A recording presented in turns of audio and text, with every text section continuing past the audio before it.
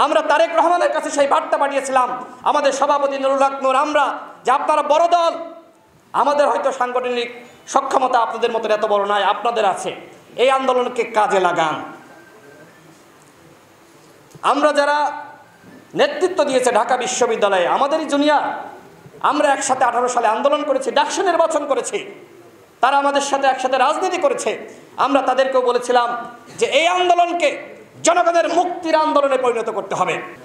এটি গণ আন্দোলন ছিল, যে আন্দোলনে ছাত্ররা, যুবকরা, শ্রমিকরা, প্রত্যেকটা পেশার মানুষ যে আন্দোলনে অংশগ্রহণ করেছিল। এই আন্দোলনে কোনো সেন্ট্রাল লিডারশিপ ছিল না, কেন্দ্রীয় চরিত্র ছিল না। এই আন্দোলনে প্রত্যেকে যে যার জায়গা থেকে নেতৃত্ব দিয়েছে। সুতরাং আজকে যদি কেউ দাবি করে আমি এই আন্দোলনের নেতা, আমি সব করেছি, আমাদের নেতৃত্বে সব হয়েছে, তাহলে তারাও সেই আওয়ামী চেতনার স্টাইলে আওয়ামী লীগকে যেভাবে মানুষ ঘৃণা করছে, কেউ যদি দাবি করে তাদেরকে মানুষ ঠিক একইভাবে ঘৃণা করবে।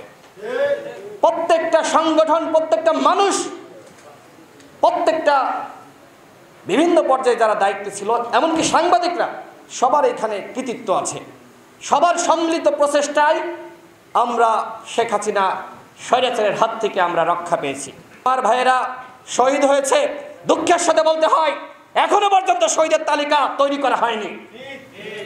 সেই 71 সালে বলা হয়েছিল, মুখ ফসকে নাকি বঙ্গবন্ধু বলেছিল 3 লাখের জায়গায় 30 লাখ। আজকে দেখেন শহীদের তালিকা নাই, মুক্তিযোদ্ধার শহীদের তালিকা কোথায়?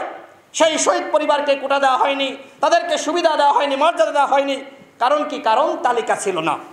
ঠিক একইভাবে এইবারও যদি তালিকা না প্রস্তুত করা হয়, ঠিক একইভাবে এইবারও যদি যারা গুলিবিদ্ধ হয়েছে, আহত হয়েছে, তাদের তালিকা তৈরি করা না হয়, তাহলে তারাও কিন্তু সেই মুক্তিযুদ্ধের যেভাবে শহীদরা সম্মান পায়নি, এরাও কিন্তু সম্মান এবং মর্যাদা পাবে না।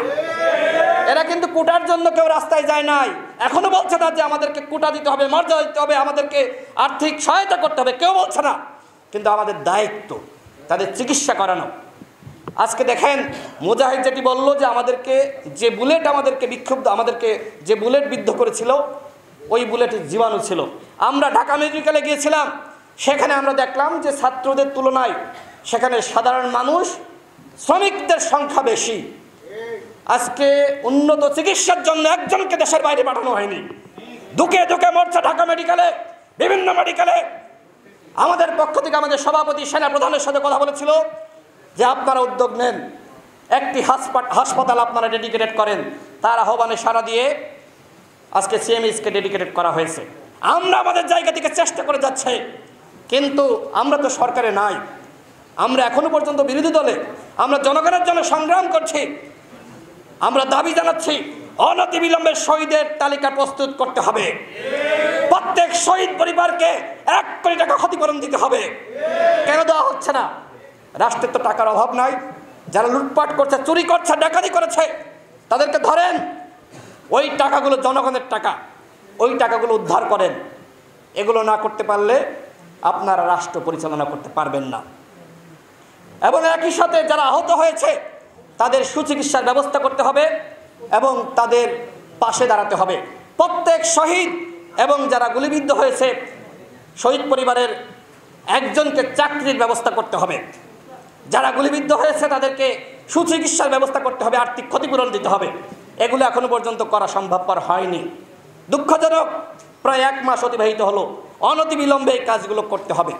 এখনো পর্যন্ত প্রশাসনে আওয়ামী স্বৈরাচার সুবিধাভোগীরা 7 দিনের মধ্যে সম্ভব ছিল প্রশাসনকে রদবদল করা, প্রশাসনকে বদলে ফেলা।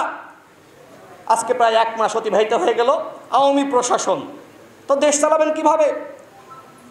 আজকে বলা হচ্ছে যে এদেরকে সরালে তো বিএনপির যারা আছে, জামাতের যারা আছে, ওরা তো বসে পড়বে। তা আপনি যদি এই ভয়তে থাকেন যে বিএনপি জামাতের যারা রয়েছে তারা বসে পড়বে, তাহলে তো আপনি ওই আওয়ামী লীগকে আবার বসায় রাখতে চাচ্ছেন। এগুলো তো হচ্ছে, এগুলো তো মিথ্যা না, এগুলো বলা হচ্ছে। আজকে চাঁদাবাজির কথা বলা হচ্ছে। দেখেন হাট বাজার বিভিন্ন জায়গা আওয়ামী লীগের দখলে ছিল না? তো ওই দখলদারদেরকে সরাই দিতে হবে না? হ্যাঁ, সরাই দিয়েছে। হয়তো জামাত সেখানে যায়নি, অন্য দল যায়নি, বিএনপি সরিয়ে দিয়েছে, কিন্তু রাষ্ট্রের পক্ষ থেকে তাদেরকে সরানোর দায়িত্ব ছিল। পুলিশ আজকে ফাংশন করছে না, যে কারণে বিভিন্ন দল, রাজনৈতিক সংগঠনগুলো তাদেরকে সরিয়ে দিয়েছে। এটি দরকার ছিল। আমরা বলতে চাই যেটি হবার হয়েছে, এখন হাট বাজার এবং বিভিন্ন প্রতিষ্ঠান এগুলো সরকারের দখলে নিতে হবে।